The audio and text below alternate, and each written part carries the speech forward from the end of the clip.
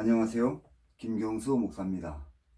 오늘도 계속해서 창세기 4장을 강론해 가겠습니다. 라멕이 두 아내를 취하였는데 하나의 이름은 야다요, 다른 하나의 이름이 실라라고 하였습니다. 야다는 야발과 유발을 낳았고 실라는 두발가인과 두발가인의 누이 나아마를 낳았습니다. 라멕의 아들 가운데 야발과 유발을 먼저 기록했다는 것은 이들이 두발가인의 형이라는 것을 가르쳐 주는 것입니다. 야발이라는 이름이 시내라는 의미임에도 그가 육축지는 자의 조상이 되었다는 것은 가인 자손이 약탈해온 가축을 잘 관리하고 키워서 가인을 지키는 강한 자손의 집단을 만드는 데서 유래했다는 것을 이미 앞에서 살펴보았습니다. 마찬가지로 유발이 수금과 퉁소를 잡는 모든 자의 조상이 되었다는 것은 유발이 악기로 사탄을 찬양하고 인간의 쾌락을 추구하는 음악을 만들다가 전쟁이 일어났을 때 유발이 자신의 악기로 참전한 군인들의 사기를 높이는 음악을 연주하여 전쟁을 도왔다는 것을 증거하는 것이라고 그렇게 판단할 수 있다는 것입니다. 실라가 두발 가인을 낳았는데 두발 가인이라는 이름은 가인의 자손이라는 뜻입니다. 즉 다시 말해서 실라가 낳은 두발 가인이 진짜 가인의 자손의 시작이라는 것을 나타내는 것입니다. 이러한 모습은 가인이 추진하다가 이루지 못한 일을 다시 추진하여 가인이 가졌던 생각을 다시 부활시켜서 실현하는 자손을 나타내는 것입니다. 가인이 하려 했던 것은 하나님을 섬기는 모든 사람들을 죽임으로 하나님께 예배드리는 사람이 모두 없어지게 만들어서 결국 하나님의 이름을 이 땅에서 지우려 했던 것입니다. 라멕이 두발 가인을 가인이 가졌던 생각을 실현하는 사람으로 키우겠다는 것은 하나님을 섬기는 사람들과 전쟁을 벌여서 그들을 모두 죽이려는 것을 나타내는 것입니다. 라멕이 자신의 아들을 전사로 키워 당시 하나님을 섬기면서 통치권을 가졌던 셋의 자손을 정복할 수 있다고 생각한 것은 가인의 자손이 육식을 하면서 피를 마심으로 당시 보통의 사람들과 다르게 키가 크고 엄청난 힘을 가진 네피림이 되었기 때문이라고 생각이 됩니다. 모두 사엘이 라멕을 낳고 이름을 라멕이라고 지은 것은 하나님을 정복했다는 그들의 생각을 나타내는데 이러한 생각을 바탕으로 라멕이 두발 가인을 낳을 때 하나님을 섬기는 사람들을 제거하기 위한 구체적인 계획을 세웠다는 것을 가르쳐 주는 것입니다. 라멕은 이제 우리가 하나님을 정복했기 때문에 더 이상 하나님이 보호해 주지 않는 하나님의 백성들을 쉽게 제거할 수 있다고 생각했다는 것을 나타내고 있습니다. 가인 자손이 육식을 하면서 동물의 피를 마심으로 네피림이 된 사람들이 많아서 하나님의 징계도 해결했기 때문에 셋의 자손과 전쟁을 해서 쉽게 이길 수 있다는 자신감을 드러내고 있는 것입니다. 라멕이란 이름은 정복자 혹은 힘센 자라는 뜻으로 지난 시간에 이미 살펴보았습니다. 라멕은 용사이고 고대의 유명한 사람이었기 때문에 네피림이 될 수 있는 조건을 가지고 있었으며 최초의 네피림이었다고 판단이 됩니다. 가인의 자손 가운데 무후 야엘이 태어날 때 가인이 보복을 당해 죽을 수 있다는 두려움을 극복하기 위하여 육식을 시작했다고 본다면 3대 만에 네피림이 생긴 것입니다. 라멕이 신체적으로 강한 힘을 가졌기 때문에 2명의 부인을 얻어서 살았을 것으로 추정이 되며 일부 다처제는 하나님이 세워놓은 결혼 질서를 무너뜨리는 행위였지만 모든 것을 무시하고 오직 자기들이 세운 목표를 성취하기 위하여 살았다는 것을 나타내고 있습니다.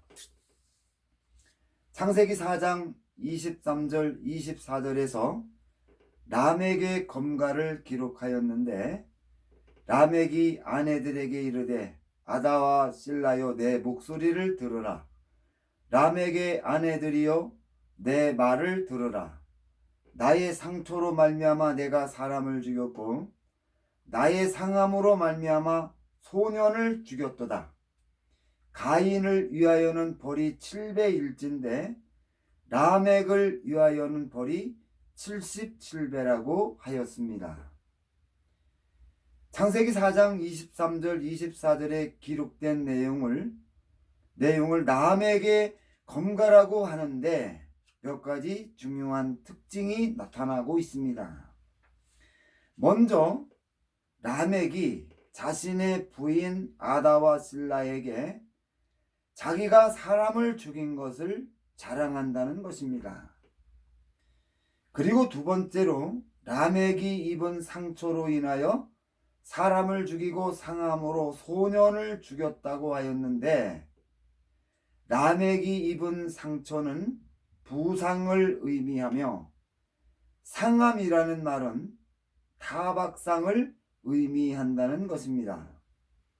성경의 이러한 증거는 라멕이 입은 부상이 별로 크지 않아서 부상을 입힌 사람들에게 보복하여 죽일 정도가 결코 아니라는 것을 나타내고 있는 것입니다. NIV 성경은 창세기 4장 23절을 번역하기를 어느 젊은 남자가 라멕을 부상당하게 하여 내가 그 젊은 남자를 죽였다. 그러한 의미로 번역했다는 것입니다. 이렇게 작은 상처를 입었는데도 죽였다는 것은 라멕이 그 죽인 사람을 대단히 증오했다는 것을 가르쳐 주는 것인데 그동안 라멕이 모두 죽이려고 계획한 사람들은 당시 하나님을 경배하였던 사람들이었습니다. 그리고 세 번째로 창세기 4장 24절은 라멕이 앞으로 어떻게 하겠다는 의지를 밝혔는데 라멕이 죽인 사람들의 억울함을 풀기 위하여 라멕에게 보복을 하는 사람은 라멕이 77배로 대갚아 준다고 하였습니다. 하나님이 가인을 죽인 자에게 7배의 벌을 주지만 자신에게 보복하는 사람에게 77배로 대갚아 주겠다고 하는 것은 라멕이 가진 신체적인 우위를 이용하여 보복하려는 사람들에게 극한 공포심을 느끼게 하여 꼼짝할 수 없게 묶어놓는 심리전을 펼치고 있다는 것을 드러내고 있는 것입니다. 마치 네피림처럼 키가 크고 힘이 센 골리앗이 이스라엘 군대 앞으로 나아가서 이스라엘 군대를 모욕하여 블레셋과 싸우려는 의지를 꺾는 것과 같은 전술이라고 판단할 수 있다는 것입니다. 일반적으로 어떤 집단이 상대 무리를 증오하여 죽이려 하는데 상대 집단의 저항 의지를 꺾은 후에 모두 죽이는 것이 역사의 패턴인 것을 고려해서 판단하면은 라멕이 반항하지 못하게 만든 후에 쉽게 죽이려는 계획을 드러낸 것이라고 판단할 수 있다는 것입니다. 하나님은 가인을 죽인 자에게 7배의 벌을 준다고 했지만 라멕에게 보복하는 자에게 77배의 보복으로 대갚아 준다고 선포하는 것은 라멕이 하나님보다 더 강하다는 것을 드러내고 있습니다. 라멕이 이런 말을 할 수 있는 것은 그들이 육식을 통하여 하나님의 징계를 풀어서 하나님을 정복했다고 그렇게 생각했기 때문일 것입니다. 심리전에 능한 라멕의 이러한 모습은 그동안 약탈을 통하여 뛰어난 전략을 수립할 수 있는 전사가 되었음을 가르쳐 주는 것입니다.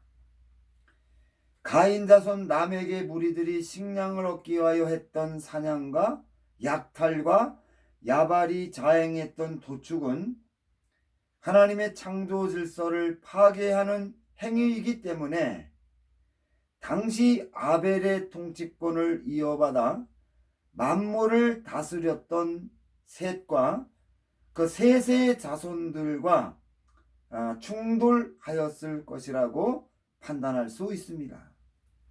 이러한 충돌이 계속되면서 갈등의 골이 깊어졌으며 결국 싸움이 일어났는데 이때 셋의 자손이 라멕을 공격하여 상처를 입히자 라멕이 자기를 친 사람을 죽였다는 것인데 하나님을 정복했다고 생각하는 라멕이 이런 행동을 했다는 것은 두발가인이 만든 살인 병기를 시험해 보는 것을 나타내는 것이라고 판단할 수 있다는 것입니다.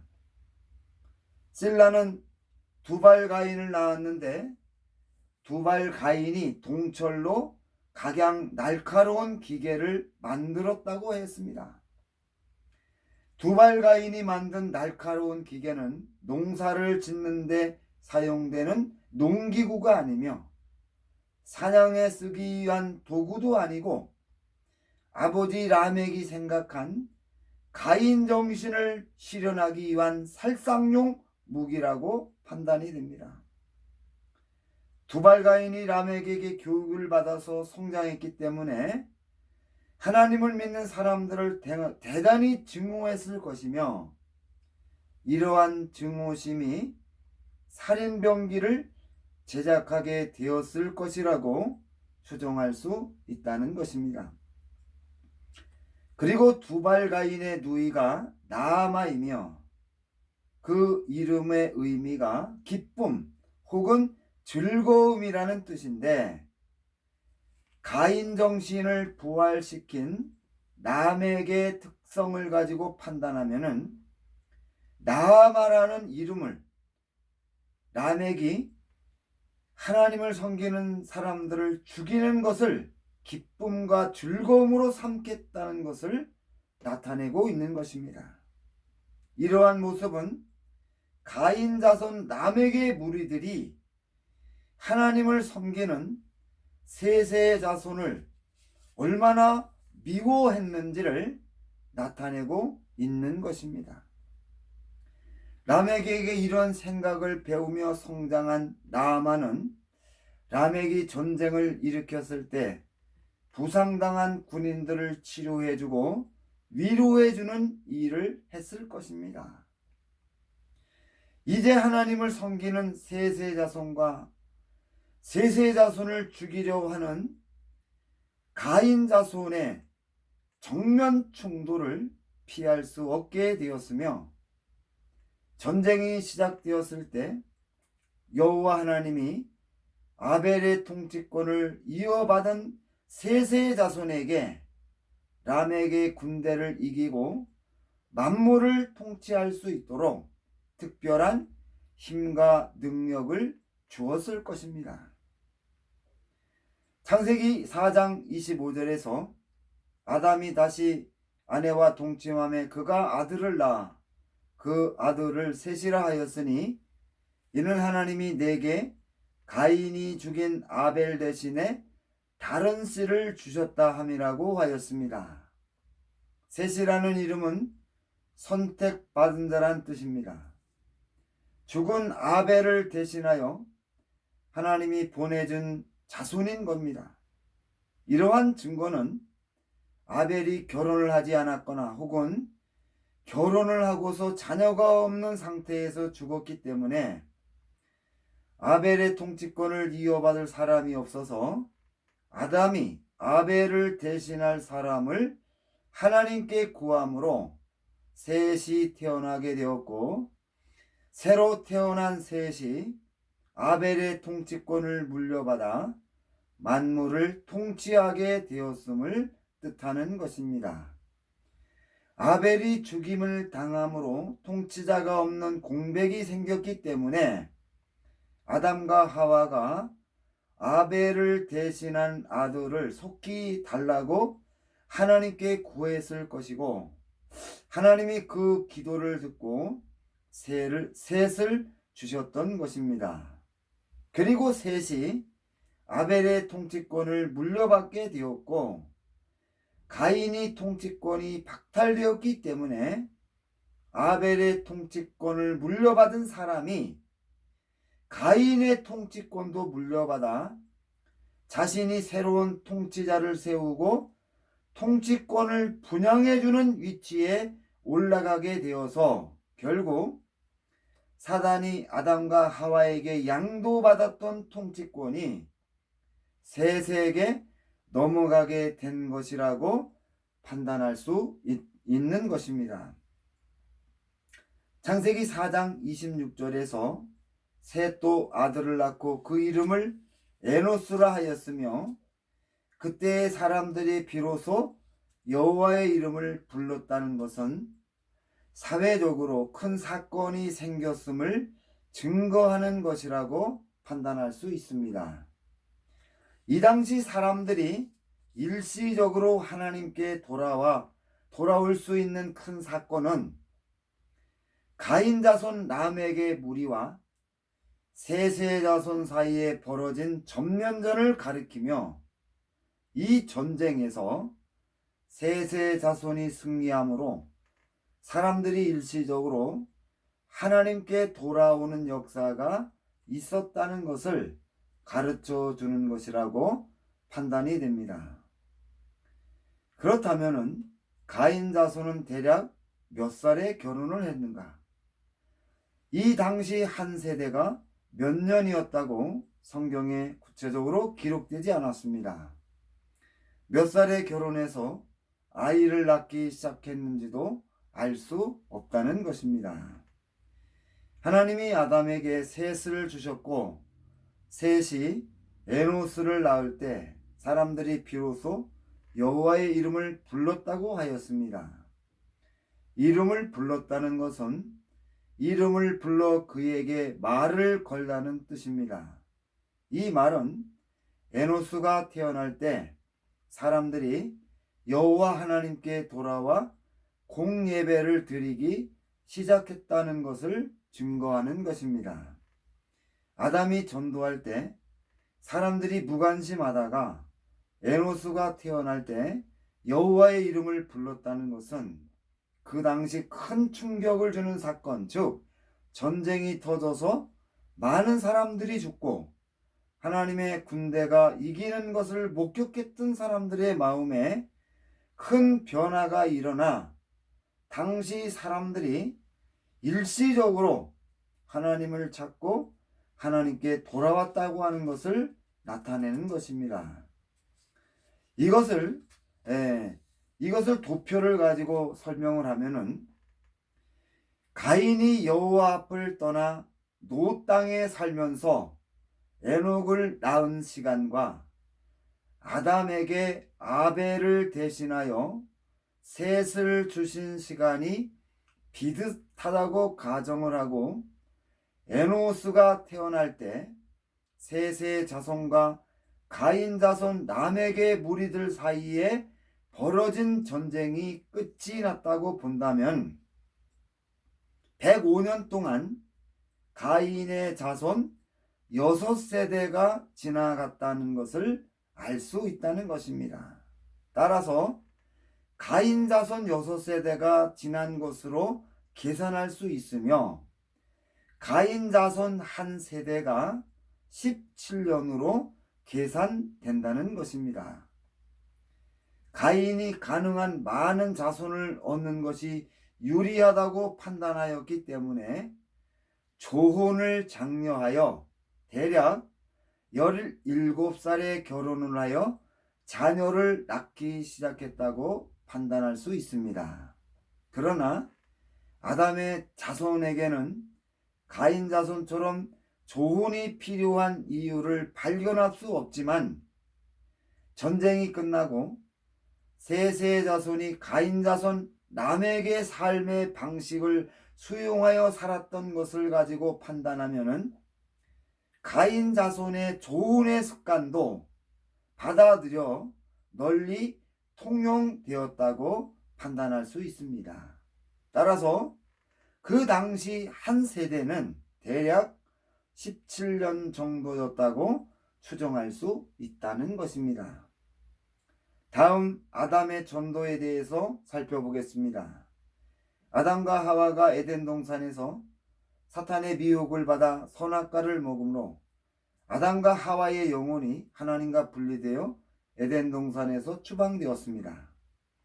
아담과 하와가 하나님을 반역함으로 받은 하나님의 징계는 아담과 하와뿐만 아니라 아담과 하와의 자손에게도 직접 영향을 주어서 앞으로 태어나는 모든 아담의 자손의 영혼이 하나님과 분리된 채로 태어나 창세기 3장 15절의 약속을 믿어야 구원받는다는 것을 깨닫고, 아담과 하와는 자신의 후손들이 구원에 큰 책임을 느꼈을 것이라고 판단할 수 있다는 것입니다.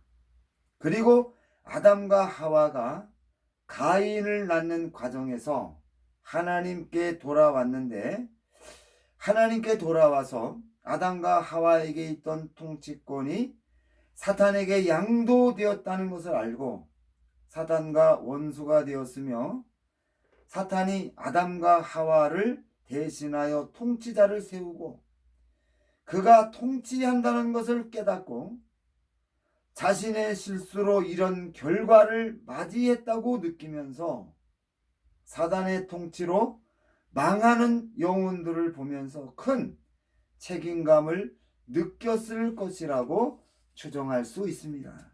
그뿐 아니라 아담과 하와가 주도권을 차지하기 위하여 심하게 갈등하는 모습을 보고 자란 가인이 사단의 하수인으로 발탁이 되어서 통치자로 세워진 후에 세상을 통치하면서 허무하게 변한 모습을 보고, 아담과 하와가 아벨이 태어나기 전 먼저 세상에 나온 아벨의 형과 누나들도 가인과 같은 환경에서 성장하였기 때문에 아담이 이들을 보고 책임감을 느꼈을 것이라고 판단할 수 있습니다.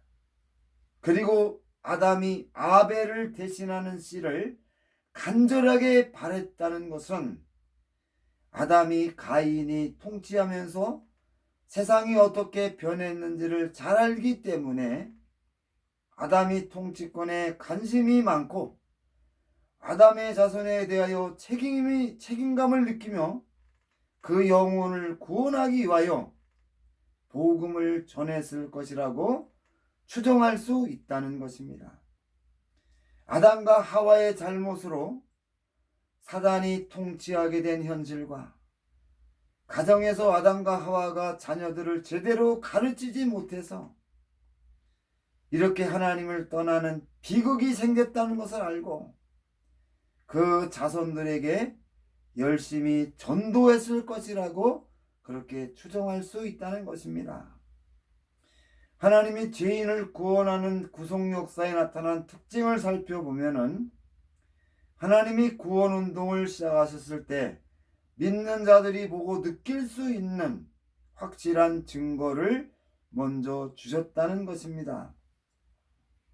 홍수 심판 후 노아의 가족들에게는 무지개를 통하여 언약하셨고 아브라함에게는 할례를 받게 했으며 출애굽한 이스라엘 자손을 홍해 바다를 건너게 했고 구름기둥과 불기둥으로 인도하였고 또 예수님께서 모든 구속사역을 완성하신 후 죽음을 이기고 부활하신 예수님이 직접 사도들을 찾아와 만나주시고 가르쳐 주심으로 예수님의 부활이 믿음의 중심이 되었다는 것입니다. 그러면 아담이 전도할 때 확실한 증거로 삼은 것이 무엇이 있을까요? 저의 생각으로는 에덴에 빛나는 하나님의 영광의 광채와 생명나무를 지켰던 화영검과 당시 세상에 가득한 하나님을 아는 지식이었다고 그렇게 추정합니다.